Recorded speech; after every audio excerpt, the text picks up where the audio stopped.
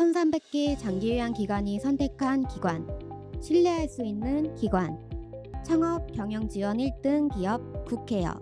오늘은 여러분들에게 주간보호센터에서 특정 조건을 만족하면 추가적으로 받을 수 있는 추가 매출, 가산금에 대해서 정리해 드리려고 합니다.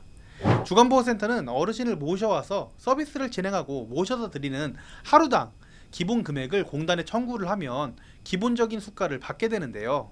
이 기본적인 수가 말고도 특정한 선택이나 특정한 활동으로 받을 수 있는 추가 금액들이 있는데 이걸 가산금이라고 합니다. 사실 공단에서 정한 가산금이라고 하는 말은 범위가 한정적일 수 있어서 오늘은 공단에서 정한 기본 한도, 하루 서비스 금액 이상의 추가 금액을 주는 경우는 모두 가산금에 포함해서 추가 매출을 생각을 해서 말씀을 드리고 그 조건을 정리해 드리겠습니다. 결국 어떻게 하면 추가적인 매출을 내느냐를 총 정리하는 거죠. 바로 시작하겠습니다. 첫 번째 추가 매출은 20% 추가 산정 금액인데요. 주야간보호센터는 수급자가 8시간 이상 월에 15일 이상 이용한 경우에 등급별 한도액의 20%를 추가 산정해서 한도를 올려줍니다. 예를 들어서 4등급 같은 경우에는 원래 최대 한도가 134만 1,800원인데 이걸 8시간 이상씩 15일 이상 어르신들이 오시게 되면 이 한도가 161만 160원까지 한도가 확 늘어납니다. 그래서 이 한도를 가지고 어르신이 월요일부터 토요일까지 주간보호센터를 이용을 해도 본인 부담만 내면 큰 부담 없게 이용할 수 있어서 꼭 활용을 하시는 게 좋습니다. 팁을 드리자면 15일 이상 8시간 이상 이용이라고 설명을 드리는 것보다는 16일 이상, 그러니까 보호자하고 상담 시에 보호자가 쉽게 이해할 수 있도록 8시간 이상 주 4일 이상을 이용하시면 한도가 늘어나서 보호자님 어르신이 주간보호뿐만 아니라 방문요양 등 다른 서비스도 추가로 이용할 수 있다. 그래서 선택폭이 굉장히 늘어난다 라고 설명드리면 제대로 이해하시더라고요. 주간보호센터에 어느 정도 익숙해지시면 처음에는 주 한 3일만 다닐게요, 4일만 다닐게요 하시는 분들도 결국 주 6일, 월요일부터 토요일까지 다니게 되어서 그에 따라서 우리 기관의 매출이 극대화되겠죠. 4등급 어르신 기준으로 한 분당 20만 원씩만 매출이 올라가도 40분 어르신이 이렇게 다니시게 되면 800만 원이 넘는 금액이 매출이 올라가는 거예요. 그러니까 여러분 꼭 활용하셔야 되겠죠. 두 번째 추가 매출, 공단의 가산금입니다. 종류가 여러 개여서 공단의 가산금이라고 말씀드렸는데 가산금의 종류는 가장 대표적인 것이 인력 추가 배치 가산입니다. 조건은 법적으로 뽑아야 하는 인력보다는 추가적으로 직원을 배치하면 나오는 가산금이기 때문에 매출 대비 지출이 늘어나긴 하겠죠. 대신에 사람을 더 뽑으면 수급자의 돌봄에 대한 안정성이 늘어나고 행정 업무 인력을 배치하시는 경우에는 행정 업무도 수월해진다는 장점이 있어서 활용을 하시기 좋습니다. 특히 급여의 거의 대부분을 지급하고 추가 배치 인원수에 따라서 또 이 금액이 1,000만 원이 넘는 금액이 나올 수도 있어요. 공단에서 추가적으로 주는 금액이요. 그래서 규모가 가장 큰 가산금이라고 볼 수 있습니다. 세부적으로 들어가면 길어지니까 이것만 말씀드릴게요. 이 가산금을 활용하면 좋은 점이 뭐냐면 우리가 인건비 지급 수준은 어차피 맞춰야 되잖아요. 근데 추가적으로 1,000만 원이 공단에서 매월 더 들어와도 그 금액 중에서 실제로 지출되는 금액은 50% 내외에 불과합니다. 물론 상황에 따라서 이게 다 달라지고 소규모로 갈수록 제가 말씀드리는 게 조금 달라질 수 있긴 한데요. 그래서 가산금, 인력 배치 가산금을 추가적으로 배치하는 게 절대 나쁜 게 아니에요. 주간보호센터에서는. 그래서 인력 추가 배치 지금 안 하고 계신 분들은 충분히 추후에 나중에 더 세부적으로 말씀드릴 내용을 확인해서 배치 가산 받으면 좋을 것 같아요. 자, 다음은 간호사 배치 가산입니다. 주간보호센터는 간호사, 간호조무사, 물리치료사, 작업치료사 중에 한 명을 필수적으로 배치해야 되는데 그 중에 간호사를 배치하면 추가로 지급되는 가산금이 있습니다. 생각보다 이거 모르시는 분들 많더라고요. 금액은 수급자 수나 수가에 따라서 달라지기 때문에 이 짧은 시간에 계산법을 알려드리기 어렵지만 70에서 90만 원 정도 월 매출이 늘어난다고 보시면 돼요. 간호사를 배치하는 데 도움이 되는 비용이 간호조무사님보다는 월급을 더 주셔야 되잖아요. 그래서 그 비용이 추가된다고 생각하시면 됩니다. 활용하면 굉장히 좋아요. 자, 다음은 맞춤형 서비스 제공입니다. 주간보호센터 서비스의 꽃은 뭘까요? 프로그램입니다. 이 프로그램을 외부 강사가 8회 이상 또는 16회 이상 주간보호센터로 오셔서 다양한 프로그램을 제공하면 공단에서 추가 금액을 줍니다. 물론 외부 강사에도 비용이 나갈 수 있지만 어르신들만 즐겁다면 그만큼 주간보호센터 출석률도 올라가겠죠. 대신에 팁을 드리자면 처음부터 월 16K 이상 맞춤형 서비스는 맞추기가 쉽지 않고 그거 욕심내다가 나중에 환수할 수 있으니까 너무 욕심내지 마시고 8회 서비스부터 한번 차근차근 한번 가산을 받아보세요. 그러면 그만큼 수급자의 만족도가 올라가서 여러분 매출에도 굉장히 도움이 되겠죠.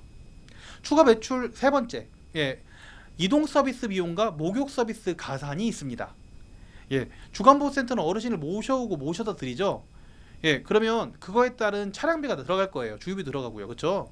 근데 이 금액도 전체는 아니지만 신청을 하시는 분들, 신청하시는 기간에 한해서 하루에 금액을 얼마씩 책정해서 받을 수가 있는데 5km 이상 기준으로 하루 2,630원, 월 26회 기준이면 거의 7만 원 꼴이잖아요. 그러면 이게 40명이면 금액도 280만 원이죠. 맞나요? 4728 그렇죠? 그래서 차량 비용이 많이 들어가는 주간보호센터인 만큼 꼭 신청을 하셔야 지출을 줄일 수 있어요. 지출을 줄이는 것이 매출을 극대화하는 것이죠. 정확하게는 수익을 극대화하는 거죠. 자, 그리고 목욕 서비스도 추가 매출인데 수급자 목욕이 정말 선생님들 입장에서 굉장히 어렵고 쉽지 않은 일이긴 하지만 어르신의 청결도, 만족도 굉장히 중요하잖아요. 그래서 주간보호센터에서 목욕을 하시게 되면 수급자에게는 부담이 1원도 없고요. 기관에는 3,000원씩 1회당 주 1회에 한해서 지급이 됩니다. 월 4회면 12,000원인데 40명이면 이것도 월 50만 원까지 되잖아요. 월 50만 원, 이게 월이기 때문에 절대 적은 돈 아닙니다. 어차피 서비스 하실 거잖아요. 대신에 어르신들이 목욕을 거부하시는 경우도 많아서 억지로 하시면 안 됩니다. 추가 매출 네 번째네요. 제공 시간에 대한 가산입니다. 주간보호센터는 보통 주간에 어르신을 돌보지만 가능하다면 야간 서비스도 가능합니다. 공단에서 정한 야간 시간은 18시 이후 22시까지고요. 이때 서비스한 비용은 퍼센트로 따졌을 때 20%가 가산됩니다. 이거를 좀 알기 쉽게 설명을 드릴게요. 4등급 기준 10시간 이상 서비스는 61,000원인데 제가 10시간이라고 산정을 한 이유는 시간이 길어진 상황을 가정한 거예요. 그래서 61,000원이 원래 기본 금액인데 여기에 20% 가산이면 12,200원이 가산이 되는 거예요. 그러면 하루당 12,200원인 거예요. 거기다가 추가된 73,200원을 공단과 보호자에게 청구할 수 있게 되는 겁니다. 원래 기본 기준은 61,000원인데 야간에 해서 가산하면 73,200원. 어떠한 경우에 이걸 활용할 수 있을까요? 보호자가 매번 야근이 많고 출퇴근 시간이 길어져서 수급자가 계시면 혼자 어르신이 방치되는 경우, 그리고 보호자 요청으로 해당 서비스를 제공하면 기관 입장에서 매출이 늘어나는 경우, 근데 우리 입장 말고 보호자 입장에서 이런 것들이 어디가 그런 게 많을까요? 서울이나 경기 쪽에서 이런 일들이 많겠죠. 그런 경우 보호자 요청이 있는 경우에 매출이 늘어간다라고 생각을 하시고 이런 야간 서비스 제공도 괜찮다라고 말씀을 드리고 싶어요. 왜 보호자 욕구에 따라서 말씀을 드리냐면 우리가 원해서 하는 경우에는 공단에서 굉장히 좋지 않아요.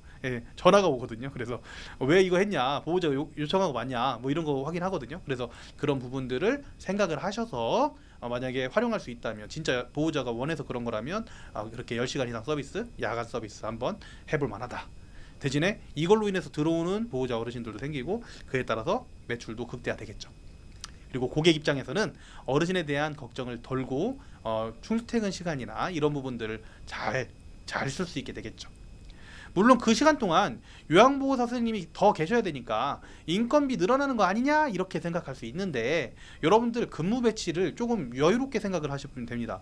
이거는 어떻게 근무 배치를 하느냐에 따라서 충분히 우리 기관에서 야간보호 서비스까지 한다면 배치를 뭐 출근을 11시에 한다든지 이렇게 하면 충분히 해결 가능한 문제라서 요구하는 보호자가 생각보다 많다면 여러 명을 한 번에 돌볼 수 있는 게 가능하다면 고려해볼 만한 방법이기 때문에 말씀드린 거예요.